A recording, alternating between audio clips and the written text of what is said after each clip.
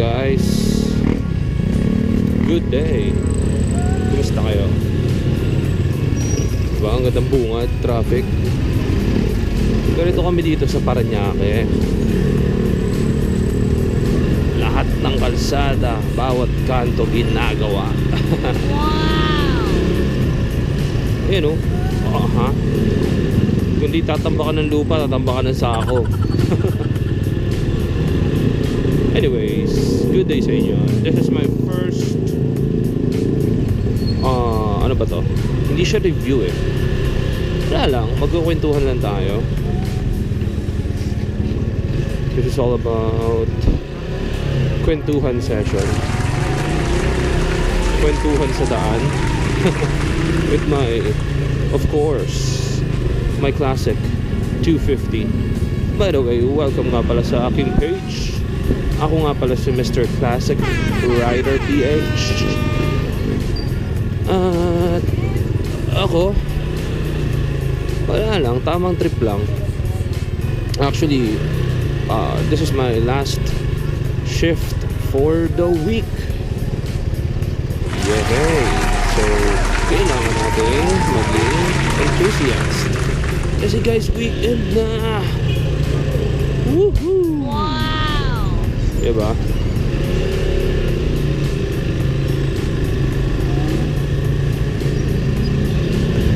Cheers to the effing weekend. Ito, motocross ulit tayo dito. See? Woo!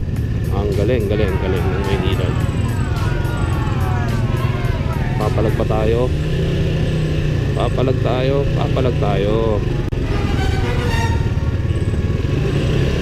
Yeah. Guys, kailangan maging maingat.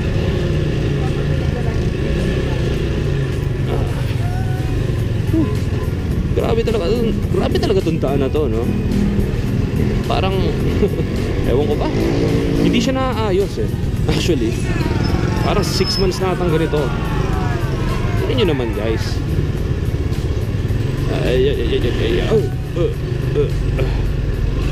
Alright, let's sing it time. Ingat.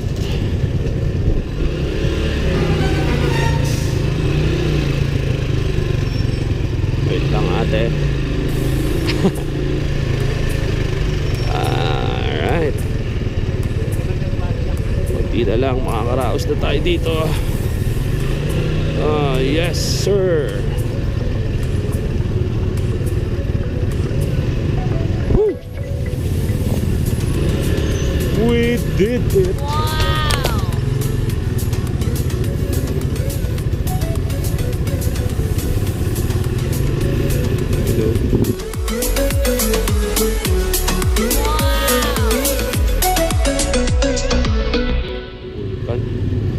Pogi ng motor nun, no? Nakita nyo ba yun? It's a Kawasaki Vulcan with a V.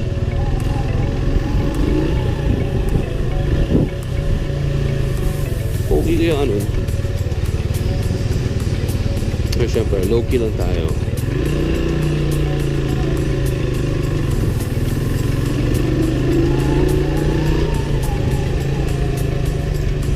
Alright.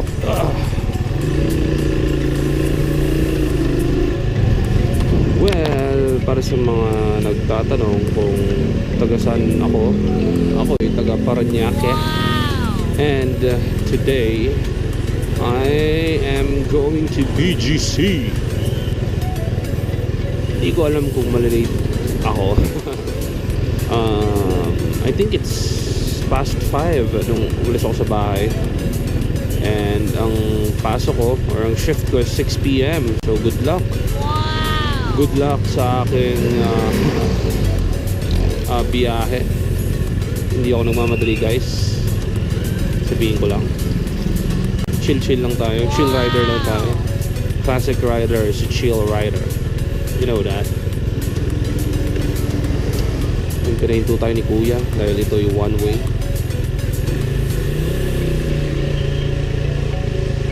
Oh yeah.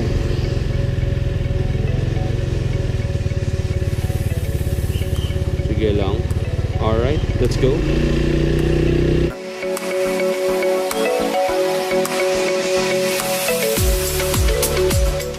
We are here on Parañaque Freeway.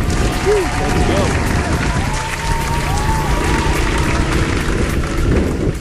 Wala ba kayong napapansin, guys? Hindi nyo ba natatandaan o namumukhaan tong lugar na to? Tama. Yes sir. Because dito rin dumadaan yung sikat na motorcycle enthusiast, vlogger, reviewer slash idol ko na si Zach, Sir Zach ng Makina Motors. At isa pa, si hashtag Gakimoto. Yeah. Actually, lagi ko pinapanood yung mga vlogs nila, yung mga daily vlogs nila. Wala lang, I enjoy it so much. Natututo ako about some reviews sa mga motorsiklo, kung paano nila hinahandle yung mga sarili nila sa daan and whatsoever. So, na-inspire ako syempre. Kaya eto ngayon, gumagawa na rin ako ng sarili kong channel. Sana, di ba? May natutunan ako sa iba, may natutunan ako sa kanila, sinishare ko lang din para yung iba may matutunan din sa akin, di ba? So, ayun, magkakapit bahay kaming tatlo. Hindi nila ako kilala, pero kilala ko sila. At who knows, di ba? Alay mo, makasalubong ko sila one of these days. Makawayan, makausap, makasama sa vlog, ma-interview. You know that. Alright. Wow. Late na ako.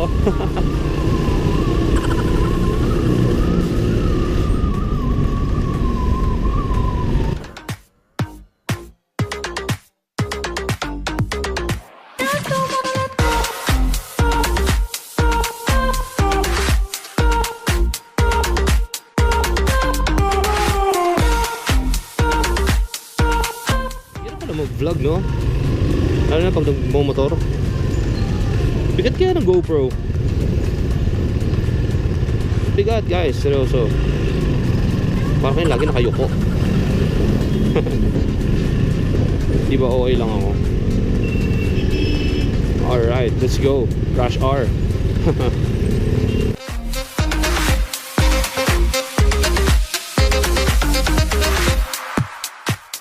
Alright, nakalagpas din.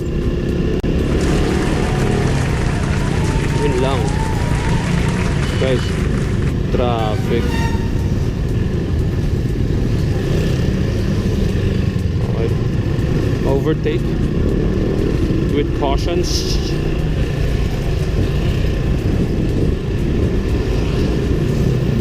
Because it's traffic.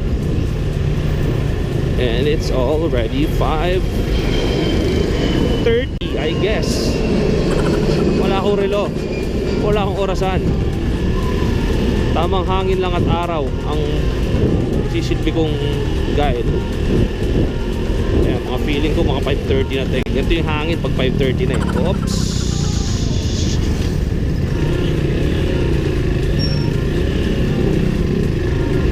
Ingat-ingat lang tayo lagi, guys, ha? Be a defensive driver.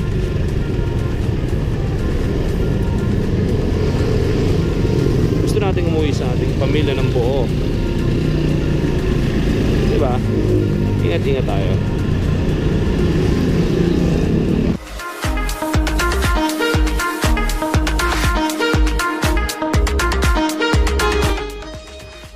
Ako lagi pa nag-drive. I have a defensive driver.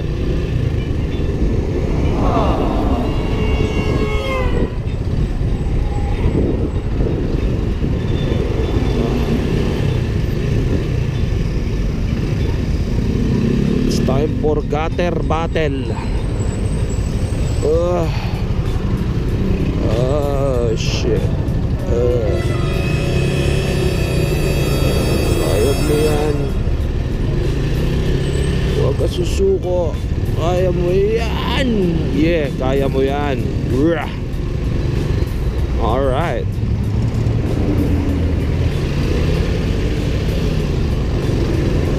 Ay, nako. Layo ng BGC, no?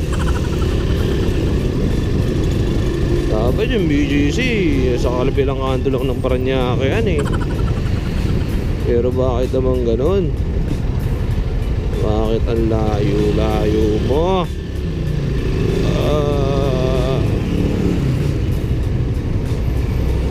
Diba? Oh, chill lang. Chill lang. Kaya masyadong gigil sa inyong mga throttle. Wow! Did I pronounce it correctly? It's throttle. Throttle? Throttle. Can you give me the throttle? Alright. What's up for you, Ford Fiesta?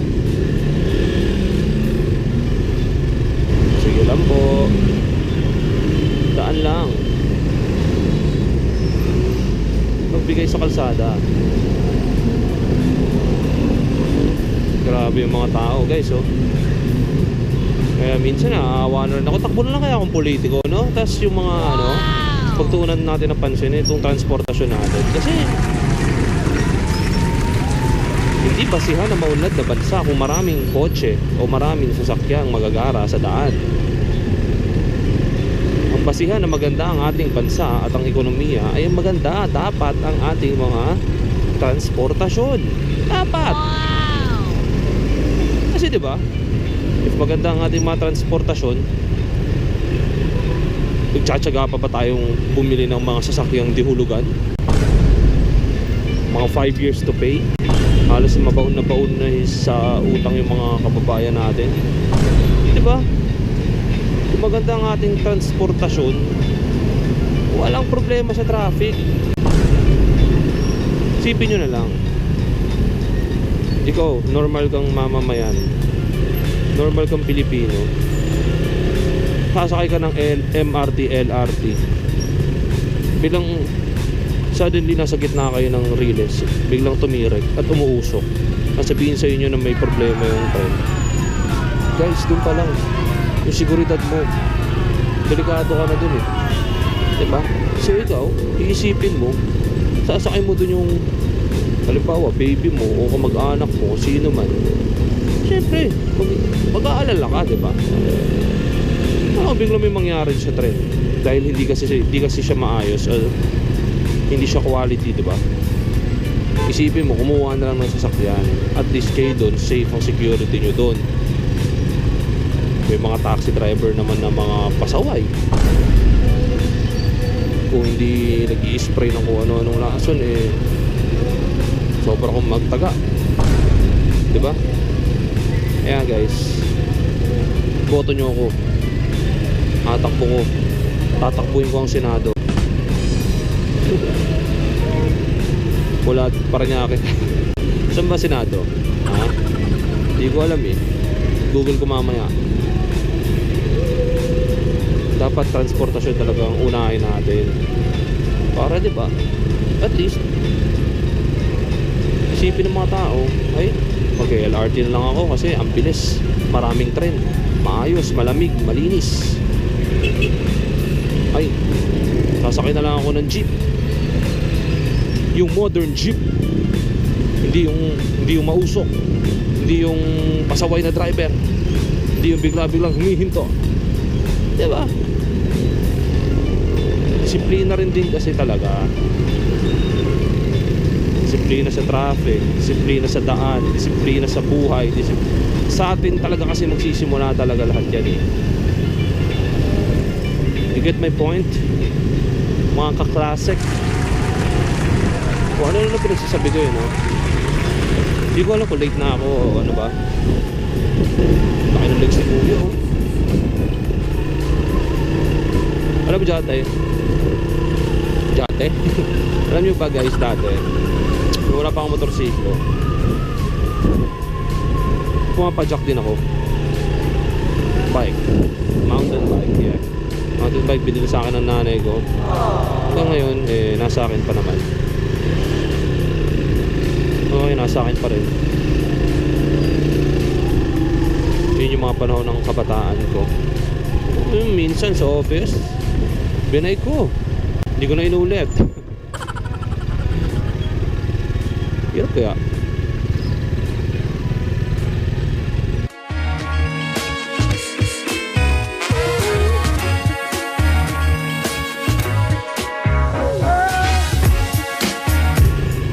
Tignan nyo naman yung traffic, guys.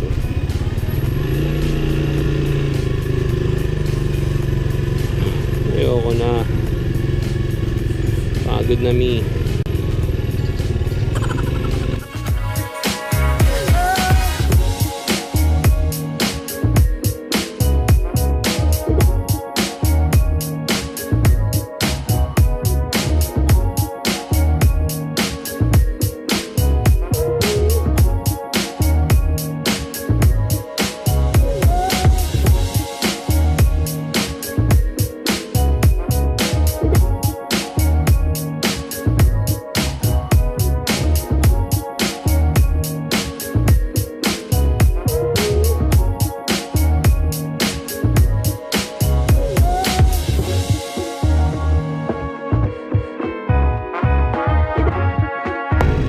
Alright guys, we are here at last. Parking na. Ay nako. Late ako. I am late. Freaking late. Traffic eh. Pero wala nang sisiyan doon, diba?